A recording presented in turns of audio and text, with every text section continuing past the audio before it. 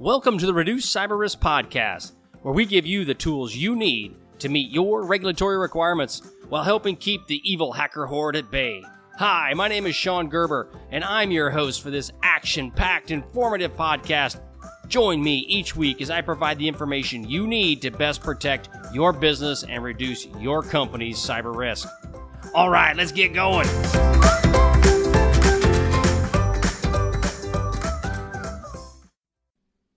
Okay, so as we get into this training session, we're going to talk about what is information security and how does that affect small and medium-sized businesses.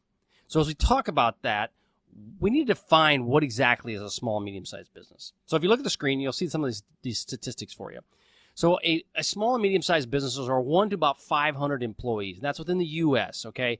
So the numbers will be a little bit different when you get to the Europe and Asia, but bottom line, that's about the same. We're talking size of an organization.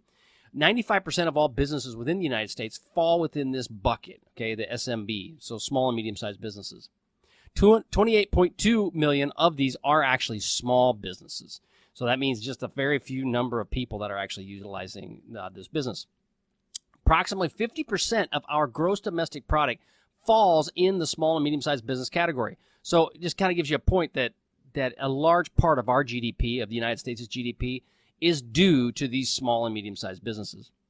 They create about 50% of all employees come from these. So again, if you're talking a target audience potentially being attacked, this is a very substantial group of people. So a large group of people.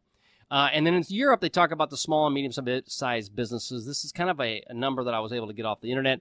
It's about less than 250 people, but that too is a significant portion of the business within Europe. So what it comes right down to is why care? I mean, why do you really want to care? So cybersecurity has a lot of reasons behind it, but at the end of the day, it's a reputational issue. So if you've got a business and you've worked your tail off to have this business, and it's awesome business, right? You've given everything you have. In so many cases, in these small and medium-sized businesses, they have given everything to make this work. Well, in examples, Target, Home Depot, healthcare institutions, if something happens to you and you get hacked, it will affect your bottom line. Target, they got hacked. It ended up, by the time it was all said and done, they say that hack on Target from an HVAC, so basically a heating, ventilation, and air conditioning vendor, cost them close to $750 million. Home Depot, very similar. So, and even that Yahoo breach that occurred recently was like in the $700 million. So it's incredible the amount of money can be lost. That's just due to reputational, legal fees, all those things that go with it. The other one is compliance and regulatory issues. Now, if you've got a business and you're working with the government, or in many cases, you just supply products. So we'll use GDPR for an example. That's the General Data Privacy Regulation. Yeah, that's it.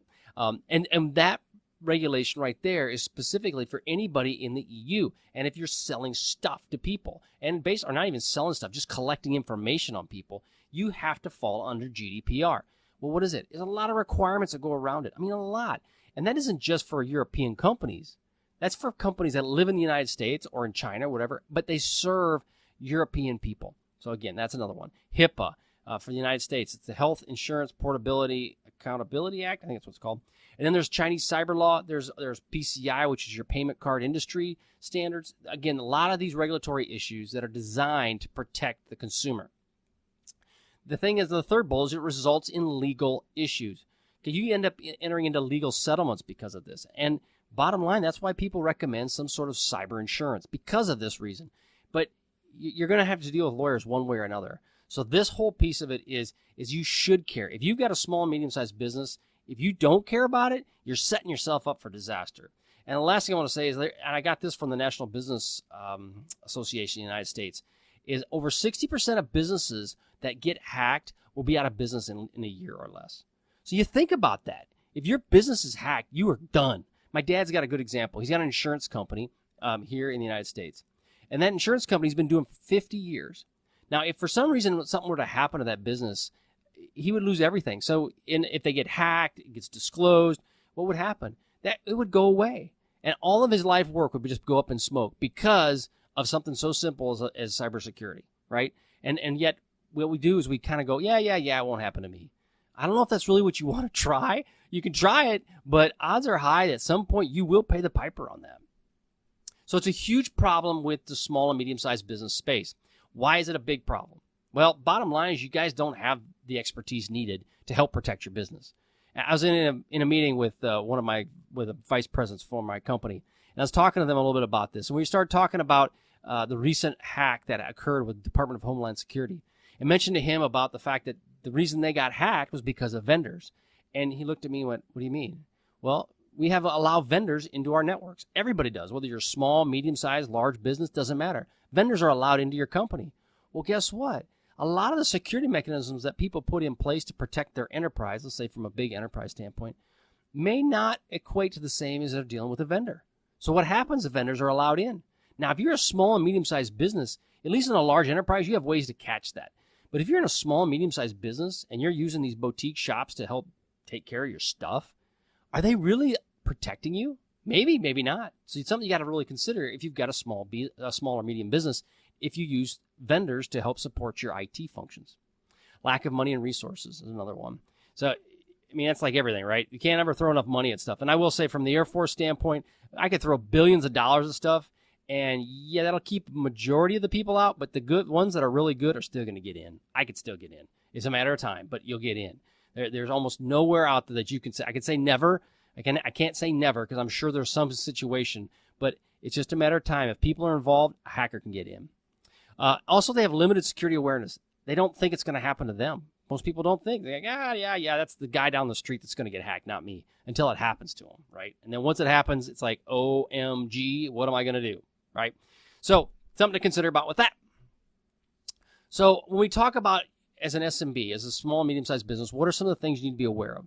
The overall risk, okay? You got to know that you're small and medium business. I mean, all businesses are targeted. But if you're a small or medium-sized business, you're highly susceptible to being hacked. Why do I say that? Because guess what? I would go after you. Why? Because you're not protecting the same as you are an enterprise. And you've got lots of stuff that I could turn around and sell. So what do hackers do? They're going to go after, they're lazy, just like me. They're going to go after the easy targets, the people that won't put them in jail. Enterprises usually have a train of lawyers that can come after me. They know the FBI. All these things can happen. Well, when you go after a small or medium-sized business, they may not have the resources to be able to come after me. Now, granted, they can pass it off to the FBI, but that doesn't mean they're going to actually be able to prosecute me, right? So that's the part that you got to consider. Small and medium-sized businesses are especially vulnerable. Now, you need to understand that there's a way. You're probably asking yourself, what do I do to fix it? Well, there's standards in place that you can use. Now, they call them frameworks, but I'll just be honest. Most cybersecurity people, I said most is not a right word, many cybersecurity people, they are huge, smart, big brain people. See, I just showed that my education's about the third grade level. So these are like way smarter than me people. However, what happens is the language they talk in is a bit complex, and honestly, it confuses me. So you'll hear these terms that may confuse you a bit. Just hang on for the ride. We'll try to address them. If you have any issues, you just go ahead and email me and let me know. But bottom line is that there are different things in place that you can use right now to help protect your business that are provided to you by the government. We call those their frameworks, and they're basically guidelines or guideposts on what you can do to properly secure your network. As a good example, you got ISO 27001, which works primarily a lot with international business. You also have the COBIT, you have FIPS, you have the NIST, National Institute of Standards and Technology. They have a cybersecurity framework. That right there can walk you through what can you do. And I'm going to focus on my training and through podcasts that I put together on the cybersecurity framework. Why? Because in reality, it's a relatively simple framework that if you follow it, it will help you substantially.